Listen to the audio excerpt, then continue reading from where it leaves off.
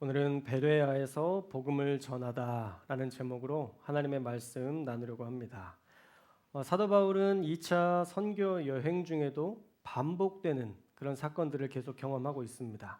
복음을 전할 때 그 복음에 환호하며 복음을 받아들이는 사람들을 만나는 반면에 그를 싫어하여 죽이려는 사람들도 만나게 됩니다. 사실 같은 사건이 계속 반복되게 되면 너무 예상이 되니까 안 하고 싶은 생각이 들 것 같은데도 바울은 도망을 치면서도 다시 새로운 도시에서 복음을 전하는 그런 위대한 전도의 모본을 보여주고 있습니다. 아마 복음을 전하다 말면 미래의 성도들도 미래의 교회 성도들도 하다 말까봐 염려했는지 놀라울 정도로 온갖 고난과 고통에도 바울은 주저없이 복음을 전하러 갑니다. 지난 말씀에서 살펴본 것처럼 데살로니가에서 도망치듯 밤에 이곳 베레아에 도착했죠. 우리 10절의 말씀을 함께 읽겠습니다. 10절 말씀 시작. 밤에 형제들이 곧 바울과 실라를 베레아로 보내니 그들이 이르러 유대인의 회당에 들어가니라. 아멘. 자, 10절에 보시면 밤에 떠났다고 말씀하는데 얼마나 긴박한 상황에서 도망치듯 떠났는지 알 수 있는 대목입니다. 야반도주처럼 이 데살로니가를 도망쳤다라는 것입니다. 그리고 베레아에 도착했는데 여기에서도 쉬지 않고 바로 복음을 전합니다. 바울은 복음을 전하는데 쉬지 않았어요. 아무리 고난이 있고 매를 맞아도 다시 돌아서면 복음을 전했던 그런 귀한 복음의 전도자였습니다. 우리도 지난주까지 전도 훈련을 하고 서로 우리가 전도한 이후에 다시 모여서 이곳에서 나눔을 하면서 계속 전도하겠다라고 다짐했던 우리 성도님들이 많이 있습니다. 그 다짐대로 비가 오나 눈이 오나 바람이 부나 우리 전도를 쉬지 않았던 바울처럼 우리도 그렇게 전도할 수 있기를 주님의 이름으로 축원합니다. 저도 이번 주에 머리 깎으면서 원장님을 전도해 보려고 했는데 아직 마음이 없으시더라고요. 그래서 아직 평안의 사람이 아니구나 하면서 잘린 머리털을 털어내고 시간을 더 드리기로 했습니다. 이 정도 친해졌으면 교회 간다고 마음 먹을 것도 같은데 뭐 어떻든 교회 가기로 마음 먹으면 우리 교회로 올 거라 믿습니다. 우리 다른 성도님들은 너무 부담 주지 마시고요. 그냥 우리 목사님이 원장님을 너무 좋아한다고 그 이야기만 해주시면 될 것 같아요. 저도 이렇게 제 나름의 삶의 자리에서 매일 복음을 전하려고 애쓰고 있습니다. 여러분도 그렇게 복음을 전하려고 애쓰고 계신 줄 확신합니다. 또 각 지역마다 이 사람들의 특징이 있다는 것을 우리가 성경 말씀을 통해서 볼 수 있는데요. 데살로니가에서도 사실 복음을 잘 받아들였지만 베레아 사람들은 더 너그러운 마음을 가지고 있어서 받아들였다라고 얘기하고 있죠. 우리 11절 말씀도 함께 읽겠습니다. 11절 말씀 시작. 베레아에 있는 사람들은 데살로니가에 있는 사람들보다 더 너그러워서 간절한 마음으로 말씀을 받고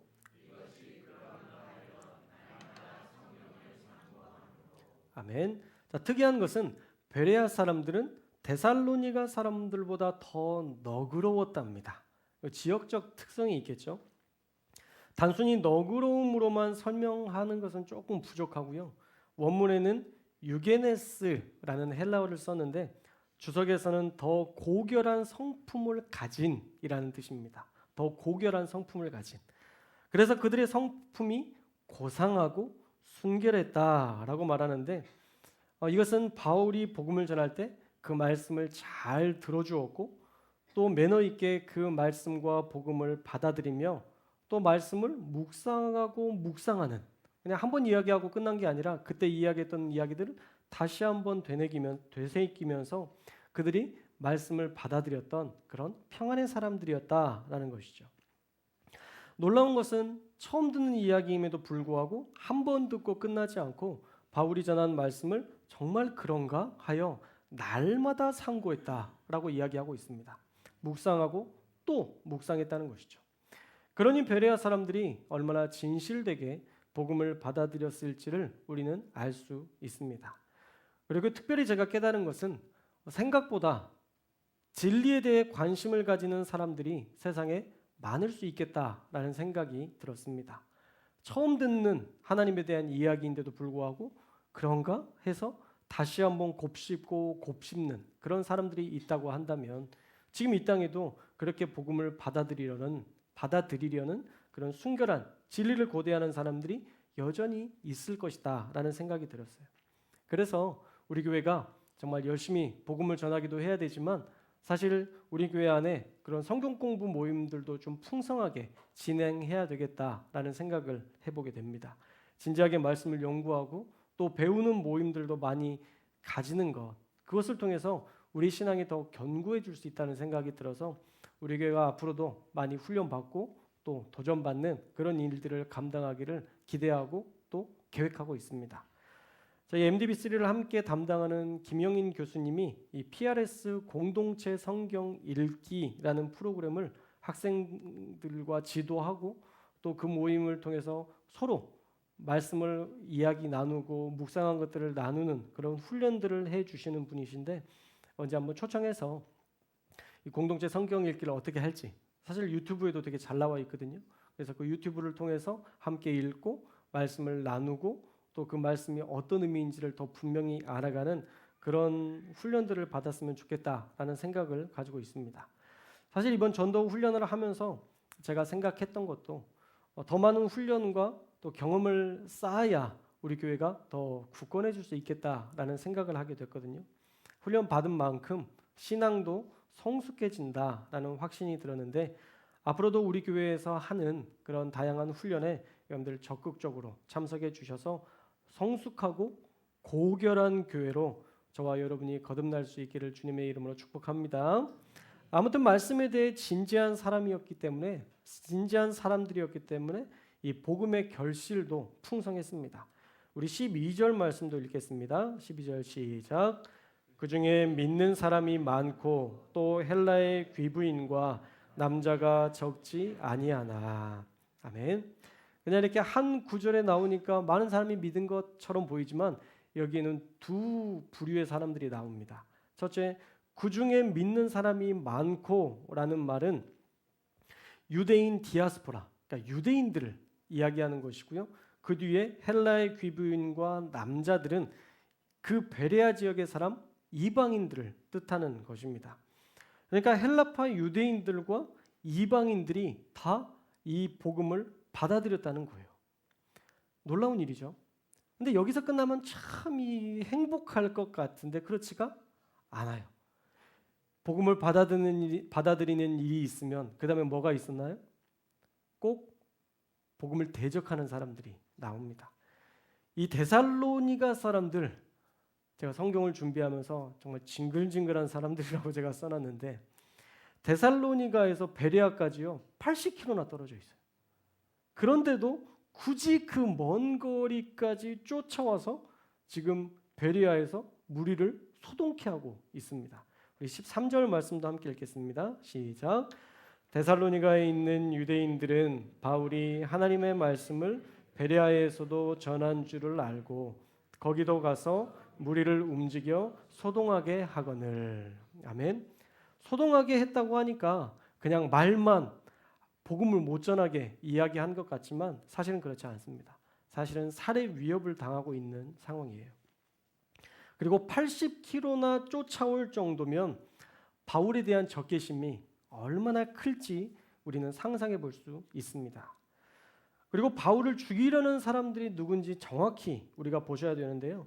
13절 초반부에 보면 뭐라고 나와 있죠?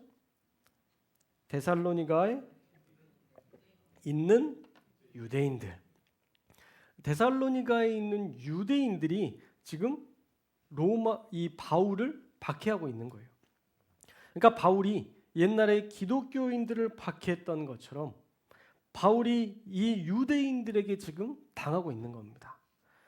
아마 바울은 그런 생각을 했을 것 같아요. 야, 내가 옛날에 이렇게 무자비하게 그리스도인들을 박해했겠구나. 그런 생각들을 가지고 매번 자신의 삶을 돌이켜 봤을 것 같아요. 그리고 자신이 고통스럽게 기독교인들을 박해했을 때를 떠올리면서 또한 그리스도인들이 자신의 박해에도 순결하게 믿음을 지켰던 그 모습, 스데반의 모습을 떠올리면서 바울은 그 박해를 순결한 마음으로 맞아들였을 것입니다. 후에 바울이 고백했던 것처럼 복음을 위해 나의 생명조차 조금도 귀한 것으로 여기지 아니하노라. 어쩌면 데살로니가 유대인들이 박해하는 그때에도 그는 그렇게 속으로 외치며 유대인들의 박해 속에서도 복음을 전하는 일을 멈추지 않았을 것입니다. 그리고 바울은 베레아를 다시 떠나게 됩니다. 14절 말씀에 보면 베레아에서 머물기 힘들 것으로 판단한 형제들이 또 다른 곳으로 피신시켰습니다. 그런데 재밌는 것은요, 연막 작전을 폈다는 거예요. 14절에 보시면 바울이 바다까지 가는 것처럼 보이죠. 말씀으로만 보면. 그런데 바다로 연상했을 텐데 그렇지 않아요. 사실은 육로로 떠납니다. 우리 14절 말씀도 읽겠습니다. 14절 말씀 시작. 형제들이 곧 바울을 내보내어 바다까지 가게 하되 실라와 디모데는 아직 거기 머물더라. 아멘. 자, 바다까지 가게 하되라는 말을 보니까 그냥 바다로 이렇게 떠났나 보다라고 생각할 수 있는데요. 원문은 바다로 가는 것처럼 하여라고 번역되어 있어요. 바다로 가는 것처럼 하여. 그러니까 쫓아오는 유대인들의 눈을 피해 가려고 바다로 가는 것처럼 하다가 육로로 15절에 나온 것처럼 아덴까지 갔다라는 것입니다. 이 베레아에서 아덴까지는 320km나 떨어진 지역입니다. 그리고 해안도로가 나 있었기 때문에 그 길을 따라서 아덴으로 갈 수 있었습니다. 그래서 베레아의 외항이었던 디움이라는 항구와 피드나라는 항구, 이 둘 중에 한 항구에서 배를 타는 척 했다가 몰래 내려서 해안 육로를 따라 아덴으로 가는 치밀한 방법으로 이 유대인들을 따돌렸다라는 것이죠.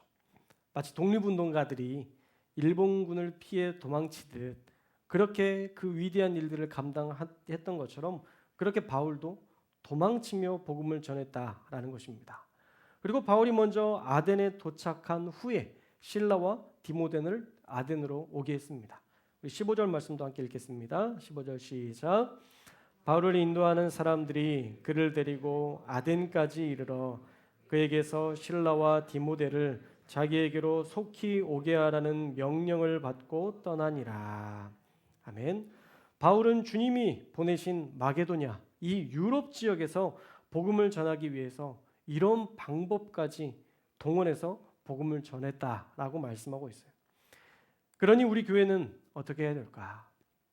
바로 이런 상황에서도 복음을 전했는데 우리 교회는 어떻게 해야 될까? 우리 교회도 반드시 복음을 전하는 그런 교회가 되어야 할 줄로 믿습니다. 여러분, 고상하게 믿는 게 뭘까요? 예배만 드리고 집으로 돌아가는 게 고상하게 믿는 걸까요? 일주일에 한 번 예배 드리고 교회 일에 전혀 참석하지 않는 게 고상한 믿음일까요? 하나님께서 그렇게 신앙생활을 한 후에 우리가 하나님 앞에 천국에 갔을 때 너 참 고상하게 신앙생활을 하더구나, 하나님께서 그렇게 칭찬하실까요? 저는 아닐 거라 확신합니다. 저는 물론 교회가 여러분들을 힘들게 하지 않았으면 좋겠어요. 여러분들을 달달달달 볶는 그런 교회가 되기를 원치 않습니다. 행복하게 여러분들이 신앙생활을 했으면 좋겠습니다. 그런데 진짜 행복한 생활은 교회 사역에 참여하여 하나님의 일하심을 맛보고 경험할 때 가능한 것입니다. 여러분이 하나님과 동행하는 그 참 기쁨을 경험해야 됩니다. 새벽 예배의 그 놀라운 기적을 맛볼 수 있어야 합니다. 국수 말고 새벽 예배의 참맛을 맛보시기를 주님의 이름으로 이제 아멘 하시면 되는 거예요. 축원합니다. 예. 예배자를 어떻게 놀랍게 인도하시고 선한 길로 인도하시는지 여러분들의 그 기도의 맛을 보시고 예배의 맛을 보셨으면 좋겠어요. 전도할 때 하나님이 얼마나 기뻐하시는지 그 영혼 구원의 기쁨을 우리가 일상생활에서도 마음껏 경험할 수 있었으면 좋겠습니다. 그래야 우리가 진짜 믿음 생활을 하는 것이고 우리가 생각하는 고상한 신앙생활로 이어질 수 있는 것입니다. 말씀을 맺겠습니다. 매일 전도하라고 하니까 힘드시죠? 듣기만 해도 힘든데 말하는 저는 어떻겠습니까? 그런데 매주 말씀에서 사도행전의 말씀을 보면 그렇게 말씀하시니 사도 바울이 그렇게 포기하지 않고 전도하니 우리도 마땅히 복음을 전하는 것 해야 되지 않겠습니까? 복음을 전하는 것 하나님이 원하시는 가장 기뻐하시는 일입니다. 그러니 이유를 불문하고 우리가 복음을 전해 보셨으면 좋겠어요. 하나님이 하라고 하시는 분명한 이유가 있습니다. 그리고 때가 있습니다. 제가 초등학교 6학년 때 이 박종만이라는 친구가 저를 전도했습니다. 잘 아시죠? 아마 그 친구의 이름 다 아실 거예요. 시영아 교회 가자. 그 한마디에 따라 나섰습니다. 그리고 39살 즈음에 그 친구가 천안에 있다는 소식을 들었어요. 그리고 다시 만나게 됐습니다. 밥도 먹었고요. 천안에서 삼성에서 일하고 있더라고요. 그래서 같이 만나서 밥도 먹고 이야기를 나눴는데 나중에 그 친구 어머니가 저에게 전화를 주셨습니다. 우리 종만이가 우울증이 심하니까 목사님께서 좀 잘 챙겨주셨으면 좋겠습니다. 라고 부탁하더라고요. 그런데 이 친구가 저를 기독교로 전도해 놓고 카톨릭으로 개종을 했습니다. 그래서 제가 어머니 카톨릭을 다니고 계신다고 들었는데 제가 아무리 친구지만 교회에 오라고 얘기해도 될까요? 그랬더니 괜찮다고 이야기하더라고요. 그런데도 미안하잖아요. 종교를 갑자기 바꾸라고 하는 게 친구지만 그리고 너무 오랜만에 만났기 때문에 쉽지 않더라고요. 그래서 기회를 엿봤죠. 언제 전도할까? 고민하다가 한 주, 두 주 시간이 흘렀습니다. 그리고 갑자기 어느 날 그 친구의 어머니가 저에게 전화를 주셨어요. 우리 종만이가 목사님 곁에 있다고 참 좋아했었는데 오늘 하나님의 부르심을 받았다고 연락이 왔습니다. 그것도 좋지 않은 선택으로 갔다는 그런 연락을 받았어요. 사실 저는 그게 아직도 제게 주신 숙제 같아요.